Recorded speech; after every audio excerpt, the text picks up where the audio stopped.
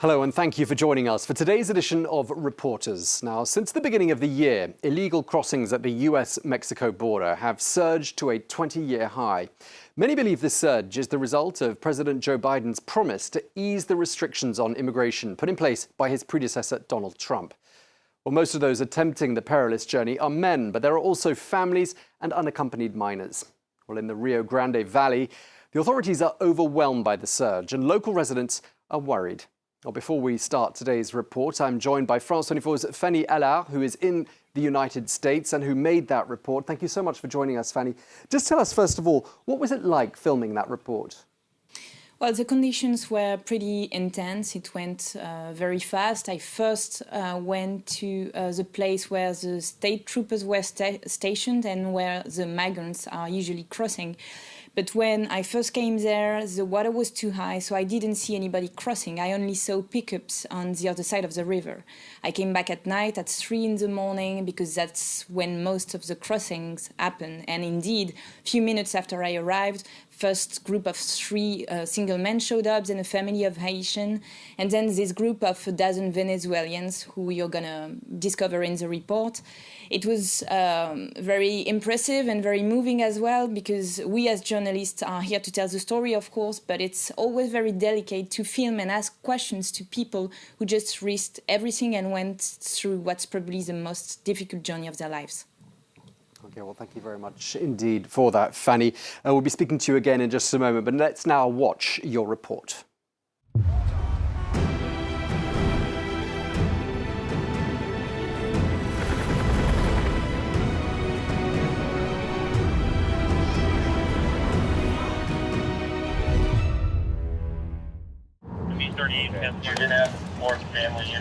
In the Rio Grande Valley, border crossings start well before sunrise. It's 4:30 a.m. and state troopers have just intercepted a group of migrants.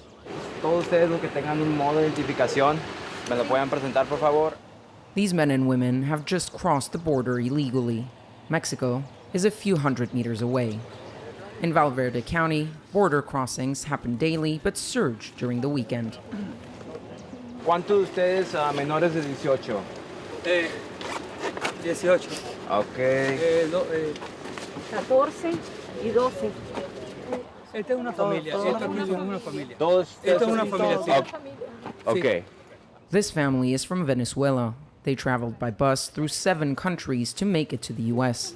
El viaje Fuerte, muy fuerte. Nosotros tenemos una semana en esto. Imagínate.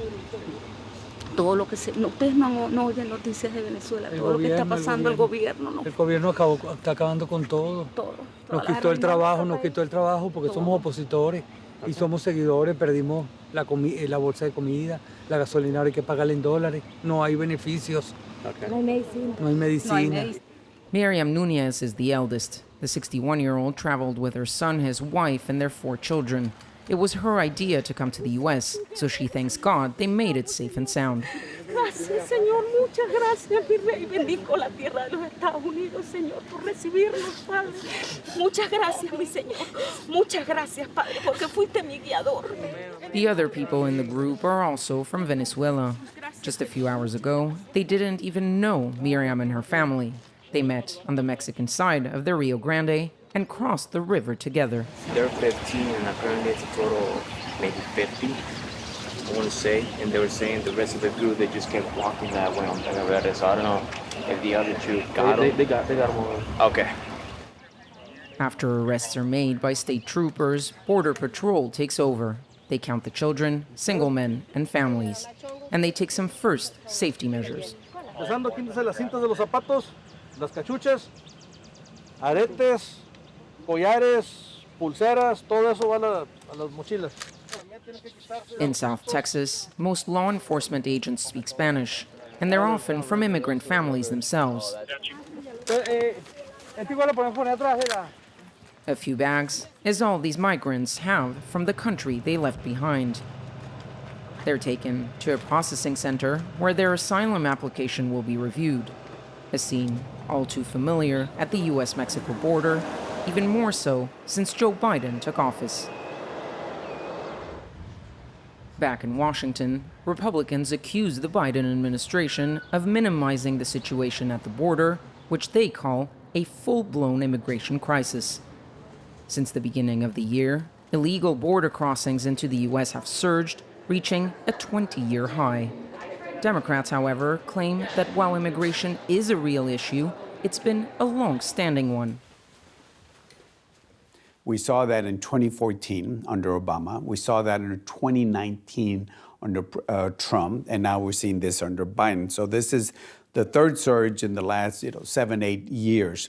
What's different this time, it's a larger amount of people coming in than we've seen in the past. There were a couple things. The impression that the administration took certain steps, for example, getting rid of some policies at the border, the migrant protection protocols that we have that would hold people across the border before they can ask for asylum. In the U.S., migrants can seek asylum if they can prove they've been persecuted in their country based on their race, religion, nationality, or political ideas. That's not enough for the congressman, who wants to expand the criteria. The messaging that the administration, with all due respect, when they said, don't come now, come later, was not a good message. A lot of those people are coming in because they want to have a better life. That's not allowed under the asylum law. I believe in immigration reform. I want to see people come in the right way. The summary way that we look at it at the border is we believe in legal migration. We're against illegal migration. Expanding legal immigration, that's also what Valverde County Sheriff Joe Martinez wants. Despite 30-plus years in law enforcement, he's never seen immigration quite at this level. In past years, we see people coming across, but my office deals with 2 or 3 a month, and never seen this. Neither has our federal partner.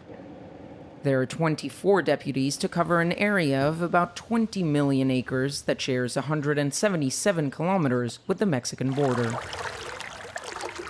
Usually, that's enough manpower. But since the beginning of the year, border crossings and assisting Border Patrol takes up about 75% of their work. So right here is where the immigrants have been coming across. They present themselves on the Mexican side. This private property has been abandoned. That's in part why it's become a favorite point of entry for migrants.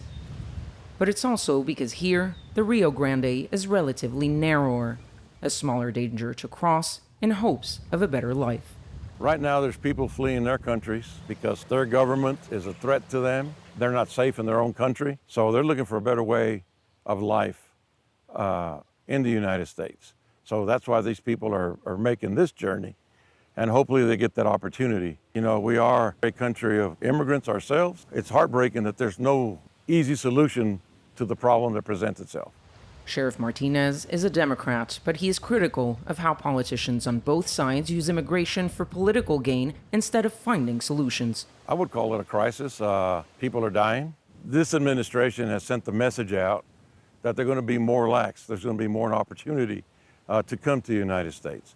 I think that message was sent, even though that they want to say that the borders are closed, they're not. Just as our interview was wrapping up, a family appeared in the distance, on the Mexican side of the Rio Grande. This time of year, the water level is low, making it easier to cross on foot without the risk of being swept away by the current. They are not hiding. Instead, they walk straight into the arms of law enforcement.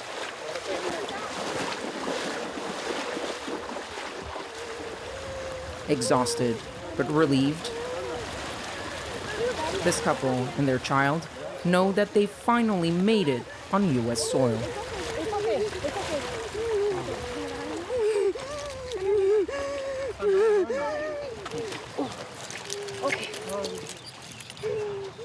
You got him? No. ¿De qué país? Venezuela. Venezuela, ok, pásale por acá, por favor. Gracias. Buenas Ajá, de tardes. nada, bienvenidos a Estados Unidos. Buenas tardes, gracias.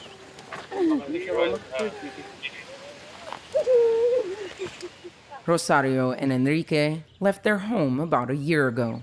Before making it to the U.S., they lived in Colombia for a few months to make some money. She claims they did not pay so-called coyotes from Mexican cartels to get them to the United States, but migrants who do so often stay silent for fear of retaliation.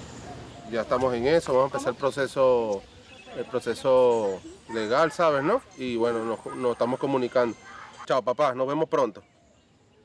Chao, hermano, un abrazo. Este es el país de las grandes oportunidades y estamos muy contentos de estar en este país que sabemos que todo el que viene para acá tiene la oportunidad que en otros lugares no la hemos podido tener. Es un país bueno que acobija a muchos inmigrantes y con este nuevo presidente más todavía, con este nuevo gobierno nos atrevimos a hacerlo. Tengo que buscar el otro. No, ya está listo. Like Rosario and Enrique, most migrants arriving in Del Rio are families who want to be taken into custody in order to seek asylum. But further down south, it's mostly single men led by coyotes. Looks like it was cut too. I'll leave it like this so I can come back and fix it tomorrow. Marcus and Stephanie Canales are farmers. He's the grandson of Mexican immigrants. She's a fourth-generation Texan. They say their fences are regularly destroyed by what they call bailouts, car chases between pickup trucks full of migrants and the police. The driver, smuggler, coyote, whatever you want to call him, takes his load and tries to make it north. That's when law enforcement intercepts him.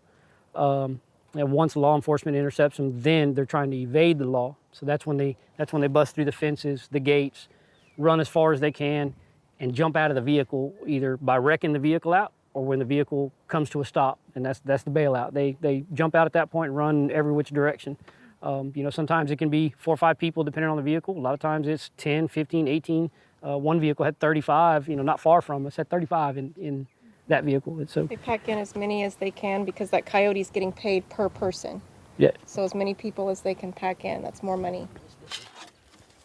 They say these chases happen several times a week. Just a few days ago, a truck was left on their land. And that's where they all bailed out. Some of the items left behind were a cell phone. There's more of the damage. There's the truck. Marcus Canales is worried that the porous border is making his home less safe.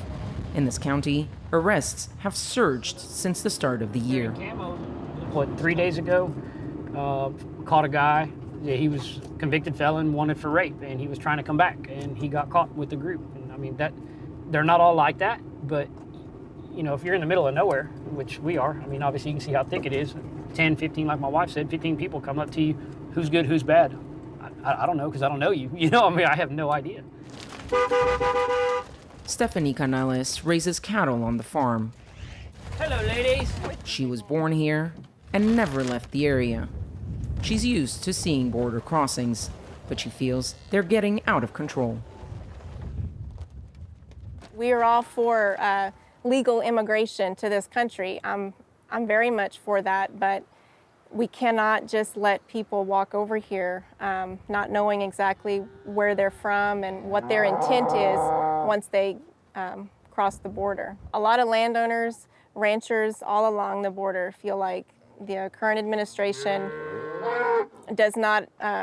isn't hearing us and our concerns because they're not admitting that there's even a problem down here when we're the ones that are living it every day. Before the summer, Texas Governor Greg Abbott issued a border crisis disaster declaration for more than 24 counties along the U.S.-Mexico border.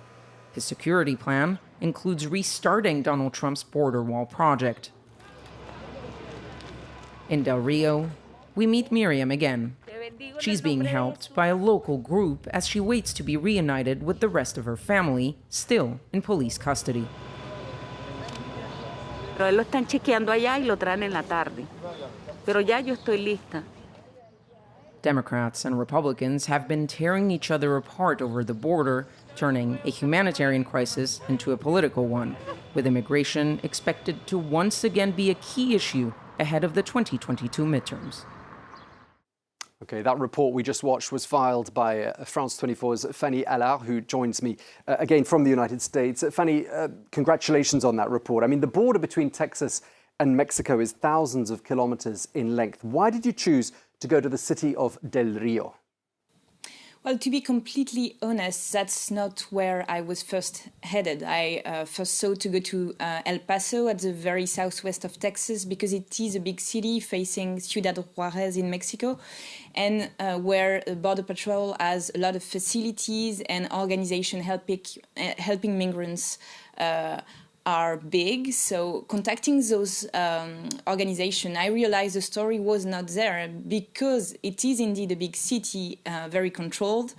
And following the work of photo reporters, colleagues, I realized that the story was further south on the border, where the Rio Grande is so thin that it allows people to cross safely.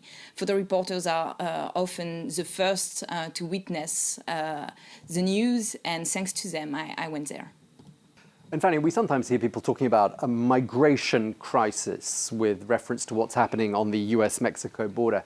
Is that language, a migration crisis, in your opinion, exaggerated?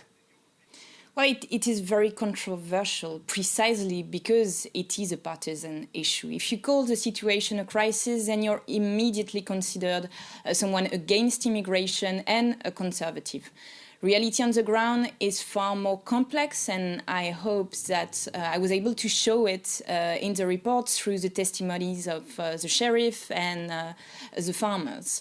But let's listen to someone who explains it way better. She's the head of the only organization taking care of asylum seekers in Del Rio, so she's a very dedicated woman taking care of people every day, and still she's torn apart.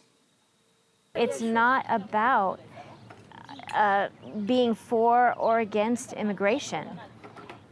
It's about what the country can sustain. And we are here to help them in their time of need, in the immediate moment, but I do believe that this is definitely a crisis, not just for our immediate area, but for the entire border of the United States. And I don't know what the solution is.